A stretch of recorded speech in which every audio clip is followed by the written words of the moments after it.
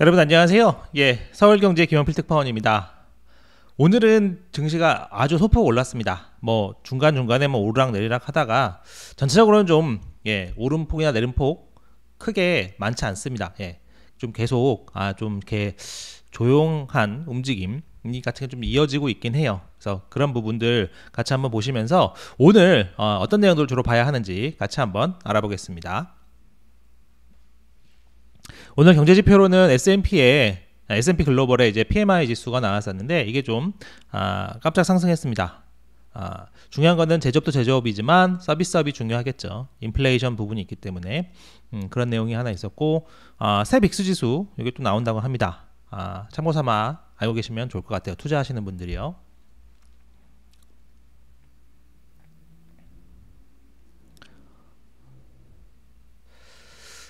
그래서 오늘도 본격적인 방송 시작 전에 주말입니다. 아침부터 찾아주신 여러분들 인사 한번 또 드리고 시작할 수 있도록 할게요. 매엠맵님, 빛나리 뿅뿅님, 꽃기오영님, 입큰 개구리님, 감사합니다. 오늘 그 시장 상황은 이렇게 한번 볼 수 있을 것 같아요. 구매 관리자 지수, PMI가 S&P 이게 PMI가 크게 두 가지로 보시면 됩니다. S&P 글로벌이 있고 ISM 두 군데가 있는데 이번에 나온 거는 김주홍님 반갑습니다. 이번에 나온 건 S&P 쪽 거예요.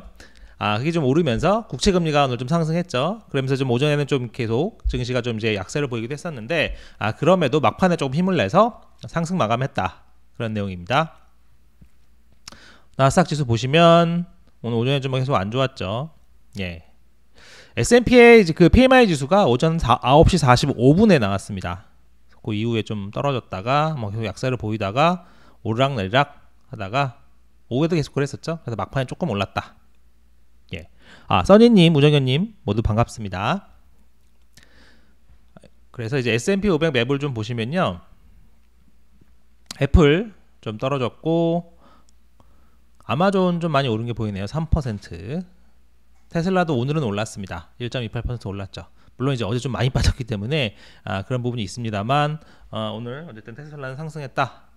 엔비디아 소폭 올랐고요. 구글 소폭 올랐습니다. 마이크로소프트는 조금 떨어졌네요. 오늘 상황은 좀 그렇습니다. 그리고 재밌는 건 이제 리프트가 또 감원 소식에 주가가 폭등했습니다. 6% 넘게 올랐고요.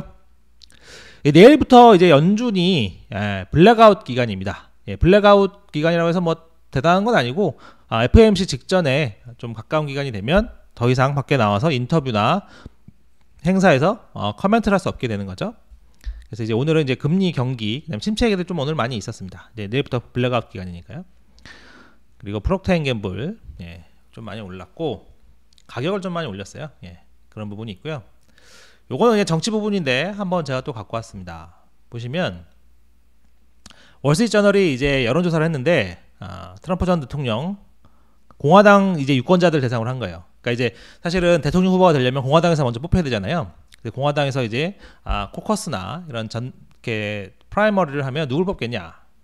트럼프가 지금 론 디산티스가 이제 플로리다 주지사거든요. 거기 이제 유력한 주자인데 크게 앞서고 있습니다. 작년 12월만 해도요, 디산티스가 더 높았는데 지금 거꾸로 됐어요. 딱 X자 거꾸로 됐죠. 트럼프가 더 높아졌습니다.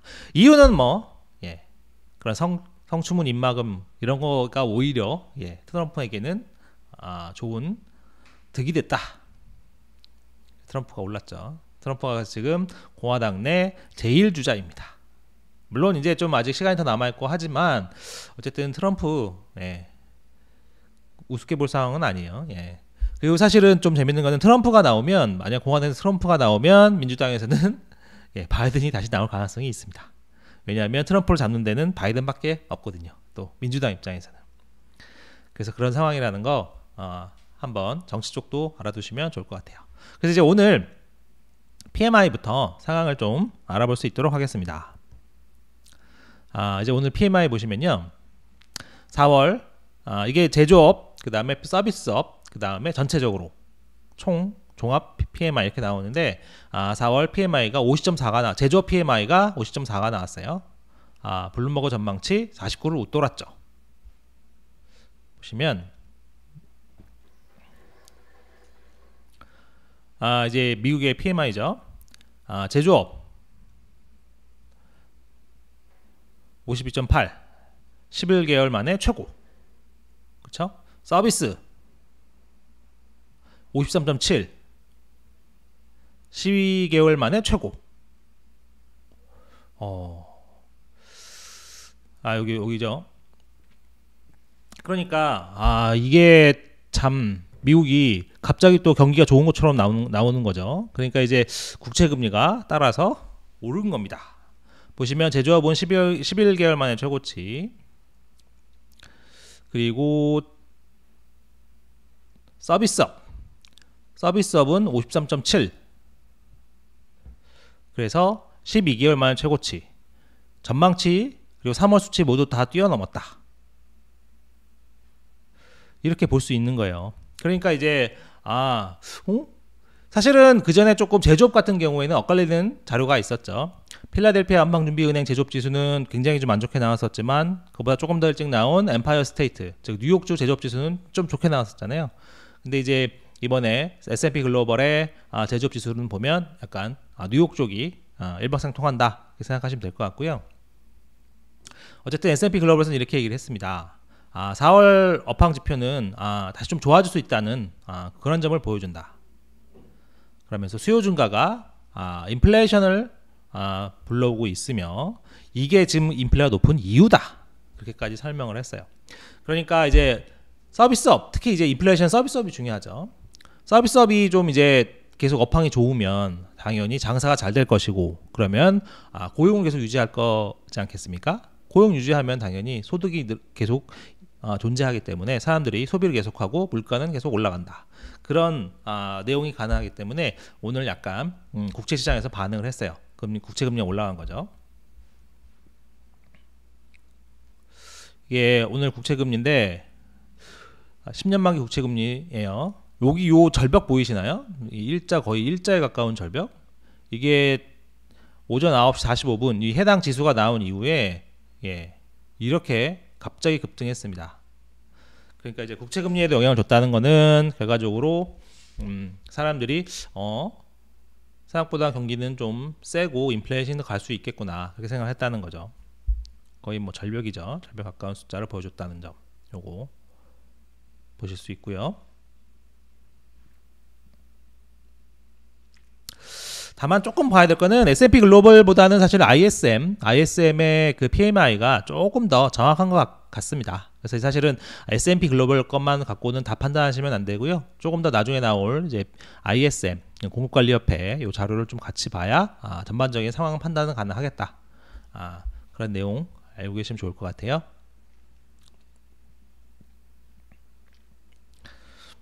그래서 이제 어쨌든 4월에 뭐 지표도 좋고 하니까 뭐 미국 경기가 생각보다 괜찮은 거 아니냐, 뭐 그런 얘기들 꽤 있다. 그런 내용 알고 계시면 좋을 것 같고요. GDP 뭐 좀 전망치 올라간다. 이거는 제가 전에도 한번 전해드렸으니까 참고 삼아 보시면 될 것 같습니다. 그리고 이제 뭐 여행 소비 이런 것들이 좀 계속 견고하다. 이것 때문에 미국 좀 소비나 인플레가 좀 지속되는 거 아니냐 이런 얘기도 계속 좀 나와요. 그래서 유나이티드 에어라인도 사실은 분기 손실을 냈지만 결과적으로는 수요는 견고하다 이런 얘기를 했었거든요. 그런 부분들 알고 계시면 좋을 것 같아요. 그러니까 사실 좀 이러니까 오늘 특히 이제 뭐 PMI가 또 어쨌든 기폭제가 좀 된 거죠. PMI가 좀 기폭제가 되다 보니까 금리 인상 전망이 좀 올라갔어요. 보시면 5월이죠. 5월에 0.25 올린다는 확률이 지금 89.3%거든요. 자, 89.3%는 어제보다 대략 뭐 한 5%포인트 가까이 상승한 겁니다. 그리고 하나 더 보실 게 6월 부분이 조금 더 올랐다. 지금은 좀 떨어진 걸로 나오는데 제가 이제 오후에는 6월 부분이 조금 더 올랐었어요. 6월에도 0.25 올릴 수 있다. 이런 전망들이 좀 있거든요. 그래서 그런 부분을 같이 좀 보실 필요가 있어요. 그게 요 CME 패드워치에서만 나오는 게 아니라 로저 퍼거슨 전 연준 부의장인데 이런 얘기를 했어요. 지금 자기가 볼 때는 5월에 한 번 더 올려 끝낼 가능성이 높은데 6월도 상황에 따라 할 수도 있다. 테이블이 올라갈 수 있다. 그러니까 5월 인상 뒤 종료가 확정된 건 아직 아니다. 그러니까 좀 열어놓고 봐야 된다. 이런 얘기를 했어요.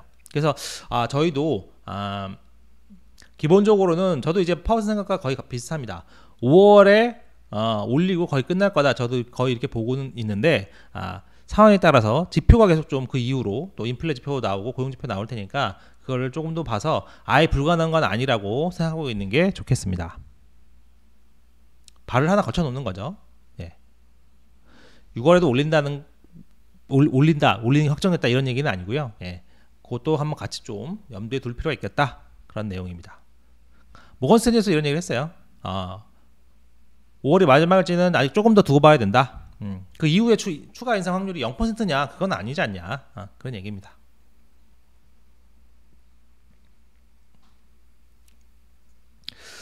근데 이제 여기에서 하나 그런 생각들이 다들 많이 나오죠. 예.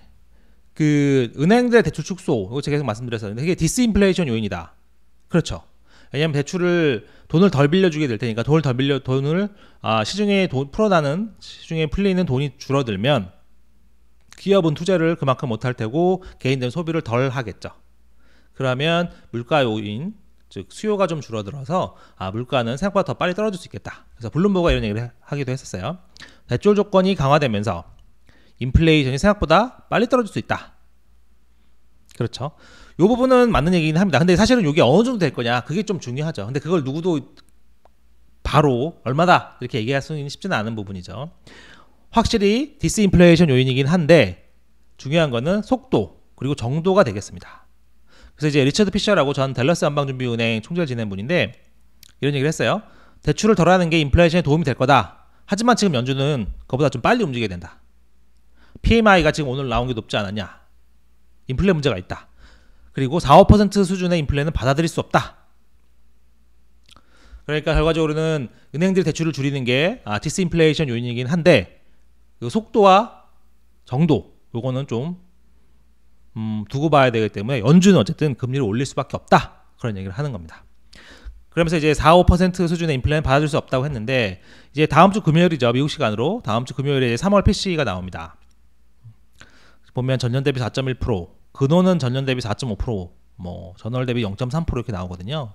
그러니까 요 4~5% 수준의 인플레니까 여전히 상당히 높다고 봐야 됩니다. 왜냐하면 인플레이션 타깃이 2%잖아요. 예, 2배를 넘는 거죠. 근원만 봐도요.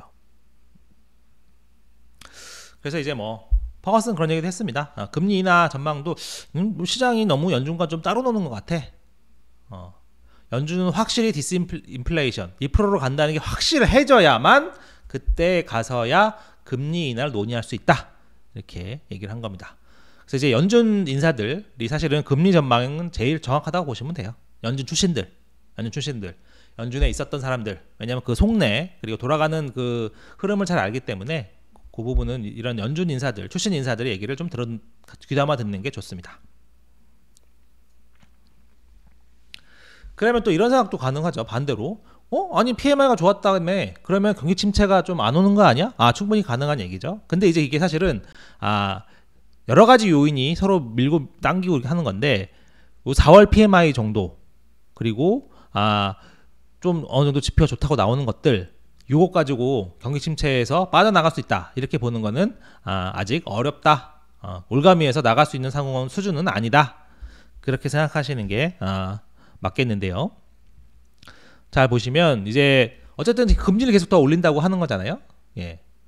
그리고 금리 인상을 중단하더라도 그 실질 정책 금리가 플러스인 상황, 그 긴축 상황이 계속 유지되기 때문에 계속 침체 가능성은 커진다고 보시면 됩니다. 그리고 은행의 신용 축소 이건 계속 일어나는 거니까 그 부분도 계속 미국 경제를 옥죄겠죠. 그리고 이제 은행 부분이 그런 대출 축소가 침체를 더 키울 수도 있습니다. 예, 그런 내용 알고 계셔야 돼요. 사실 이제 보시면 기업들도 좀 웅크리고 있다. 요런 내용들. 이게 이제 오늘 CNBC 기사인데 구글에 이제 산호세에 지으려고 했던 메가 캠퍼스 엄청난 큰 이제 사무실 용도죠. 사무실 그리고 이제 여러 가지 용도로 쓰이는 미국은 이제 캠퍼스라고 부르니까 구글 메가 캠퍼스 산호세 메가 캠퍼스가 중단됐다. 건설이 중단됐다. 경기 둔화 때문에. 이런 거 보면 이제 기업들도 좀 선제적으로 움직이고 있고 투자가 줄어들고. 사실 건설 같은 경우에는 경제 유발 효과가 크잖아요. 건설하는 과정에서도 일자리도 새로 만들고 와중에 무슨 뭐 주변에서 사람들도 많이 왔다 갔다 하니까요. 그리고 새로 또 건물이 지어지면 그리고 이제 사업 같은 게 지어지면 또 이제 추가적으로 뭐 소비도 일어나고 뭐 집도 구해야 되니까 여러 가지 있는데 어쨌든 구글만 해도 산호세에 지으려고 했던 메가 캠퍼스 건설을 중단했다.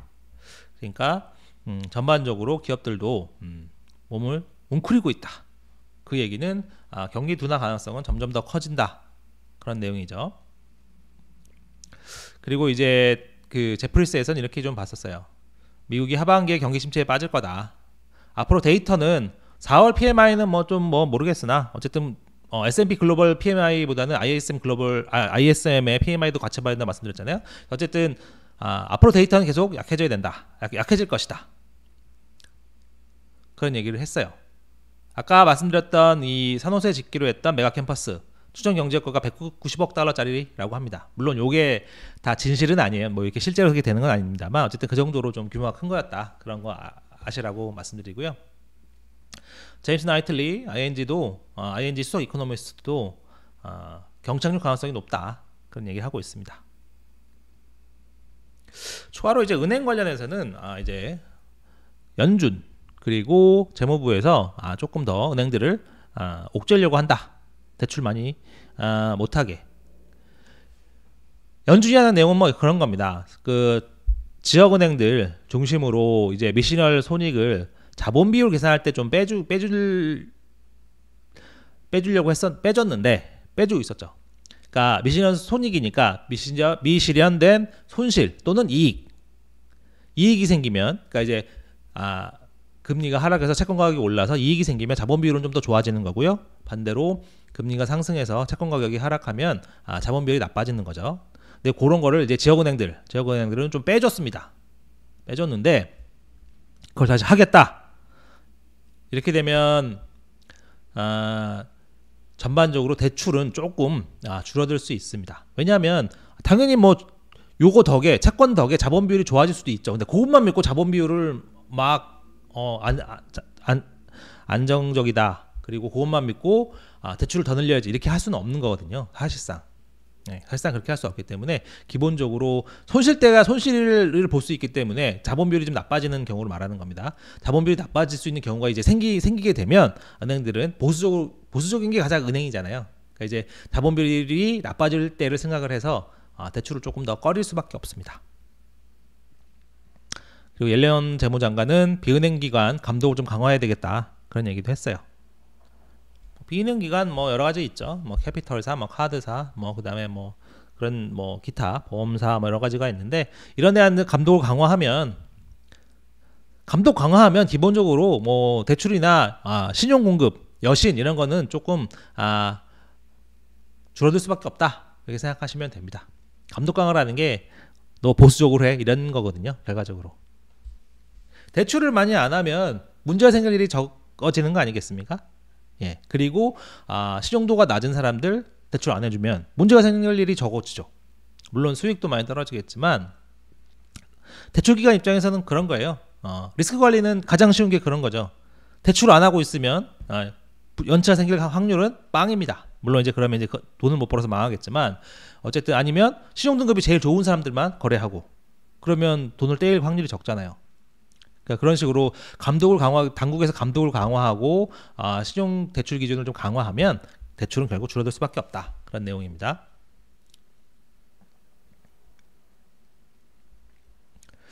조금 이제 그래서 월가에서도 좀 테슬라 관련해서 조금 이게 엮어서 얘기들이 좀 많이 나오긴 해요. 그러니까 이제 사실 전통적으로 미국은 자동차 판매가 좀 둔화하면 침체 가능성이 높다. 그런 얘기들은 뭐 많이 들어보셨을 거예요.